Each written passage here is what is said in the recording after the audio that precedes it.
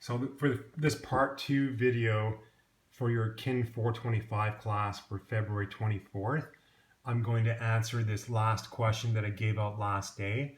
So it's during 10 minutes of exercise, an individual has the following readings. So I've given you ventilation, fraction of expired oxygen, fraction of expired carbon dioxide. So this can be measured by the metabolic cart, and other measurements that were taken from the individual include an arterial venous oxygen content difference of 20 milliliters of oxygen per 100 milliliters of blood. So this is the amount of oxygen that is extracted by the muscle per every 100 milliliters of blood that flows past the muscle. So this arterial venous oxygen content difference has kind of a weird unit. It's milliliters of oxygen that are extracted by the muscle per every 100 milliliters of blood that flows past the muscle. And in this case, it's 20 milliliters per 100 milliliters while the person is exercising. So this person is probably pretty close to their VO2 max as they're exercising here. Their end diastolic volume is 190 and their ejection fraction is 75%. And the question I've asked you here is, what is the individual's heart rate? So to determine the individual's heart rate, you really have to think about, what equation would you use to solve for heart rate? That probably involves oxygen consumption, because I've given you, these measurements that can be used to assess oxygen consumption. And you also have to use, obviously, these variables to solve this problem. So again, I'm going to go over to the whiteboard. And I've got the solution to this number 4 up here. First of all, I've got all the variables that are given in that question. So your ventilation, your fraction of expired oxygen, fraction of expired carbon dioxide, your AVO2 difference, your end diastolic volume, and your ejection fraction. And I want you to find your heart rate. So the key here is that we're looking at oxygen consumption, and you have to solve for heart rate. So I think the only equation I've given you that involves heart rate and oxygen consumption is this one. It's VO2 equals heart rate times stroke volume times AVO2 difference. So heart rate times stroke volume is your cardiac output. That is the oxygen delivery from your heart and your lungs. And then the AVO2 difference represents the oxygen extraction at the muscle. So that gives you, the product of that gives you your oxygen consumption. So oxygen consumption equals heart rate times stroke volume times AVO2 difference. Now the one thing that's missing in this equation is, well, you're missing your VO2 and your stroke volume to solve for heart rate, because I've given you AVO2 difference in the question. So to solve for stroke volume, you have to use that end diastolic volume and the ejection fraction. So recall, the end diastolic volume is the amount of blood that is in your heart as your heart is relaxing between beats. And that's the maximal amount of blood that will be in your heart during a contraction cycle. And then the ejection fraction is the percentage of blood, of that blood that's pumped out of the heart. So to find your stroke volume, which is the amount of blood that's pumped out with each beat, you have to multiply end diastolic volume by your ejection fraction. So I've multiplied 190 milliliters, which is your end diastolic volume, by 75% or 0.75, and the person's stroke volume will be 142.5 milliliters per beat.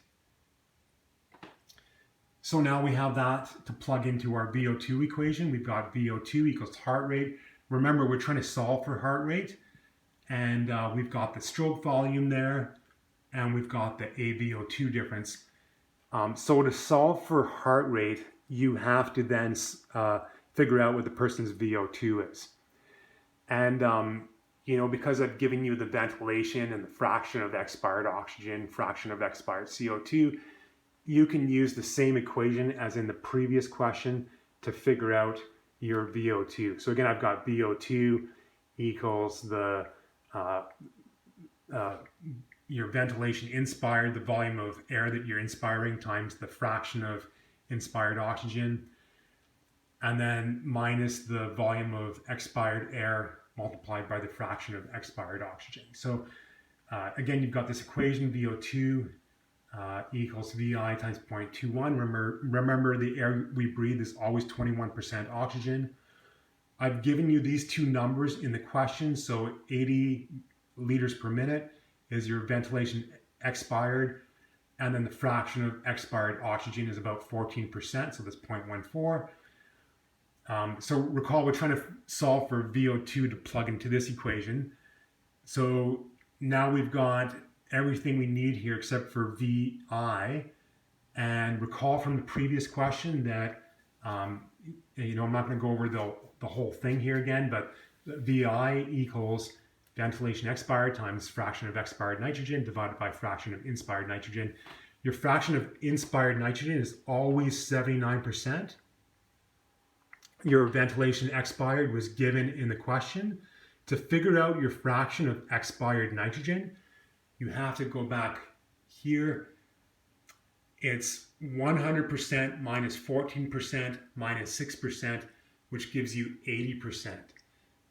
So your fraction of expired nitrogen is just 1 minus 0.14 minus 0.06, or 100% minus 14% minus 6%, and it comes out to 80%, or 0.8. So you plug that 0.8 into this equation to figure out your VI, and your VI ends up being about 81 liters per minute. So that's your ventilation inspired. So now we have your ventilation inspired. We can plug it into this VO2 equation. So you've got VO2 equals your ventilation inspired times 0.21 minus 80 times 0.14. When you work all that out, you end up with 5.81 liters per minute.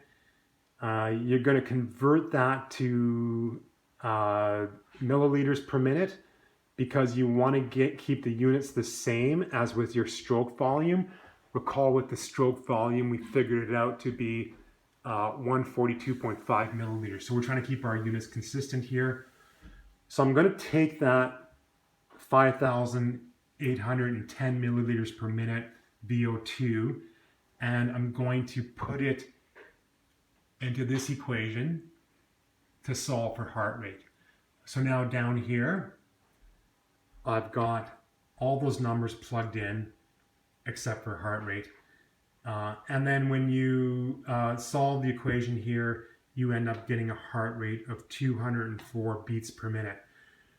So this is quite a long question. Involves a lot of steps. And then when you finally get to the bottom and you see your answer is 204 beats per minute for heart rate, one way that you can tell that you're correct is that makes physiological sense. So if someone's doing a VO2 max test and they're a young person, their maximal heart rate is going to be about 220 minus their age. So for a young person, it's reasonable that they'll have a maximal heart rate of 204 beats per minute during a maximal test. If you end up getting like a number like 2,040, you know you've made a mistake in your calculations somewhere. So you know you're correct if you come out with a number that makes physiological sense.